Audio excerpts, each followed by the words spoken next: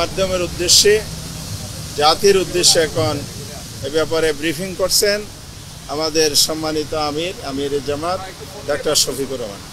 আসসালামু আলাইকুম রহমতুল্লাহ। আপনারা সবাই কেমন আছেন?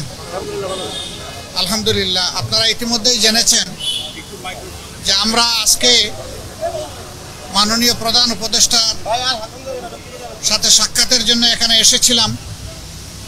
উনি এবং ওনার সঙ্গে অন্যান্য সম্মানিত উপদেষ্টা মণ্ডলী সেখানে ছিলেন, প্রেস উইংয়ের লোকেরাও ছিলেন। আমরা দেশের বর্তমান বিদ্যমান পরিবেশ পরিস্থিতি নিয়ে কথা বলেছি। আগামীতে দেশ কিভাবে শান্তি শৃঙ্খলার সাথে থেকে একটা কার্যকর নির্বাচনের দিকে আগাতে পারে সেই বিষয়গুলো নিয়ে আলোচনা হয়েছে। এবং দেশ আমাদের সবার, জাতি ধর্ম দলমত নির্বিশেষে সবাই মিলেমিশে জাতীয় ঐক্য কীভাবে আরও সিমেন্টেড করা যায়, প্রশাসনে আরও কীভাবে গতি আনা যায়, এই সমস্ত বিষয় নিয়ে আলোচনা হয়েছে।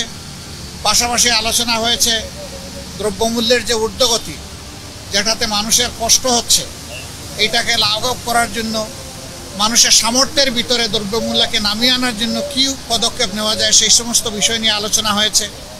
আগামীতে রমজান মাস আসছে, এইটাকে সামনে রেখে অসাধু ব্যবসায়ীরা যাতে বাজারে কৃত্রিম সংকট সৃষ্টি করতে না পারেন এই সমস্ত বিষয়ে আমরা পরামর্শ করেছি।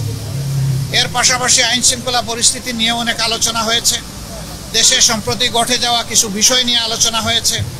এই সকল আলোচনায় আমরা একমত হয়েছি যে দেশবাসীকে সাথে নিয়েই দেশকে সামনের দিকে এগিয়ে নেওয়ার চেষ্টা করতে হবে। আর দেশের স্বার্থবিরোধী কর্মকাণ্ডে যারাই জড়িত থাকবে তাদেরকে অবশ্যই আইনের আওতায় আনতে হবে।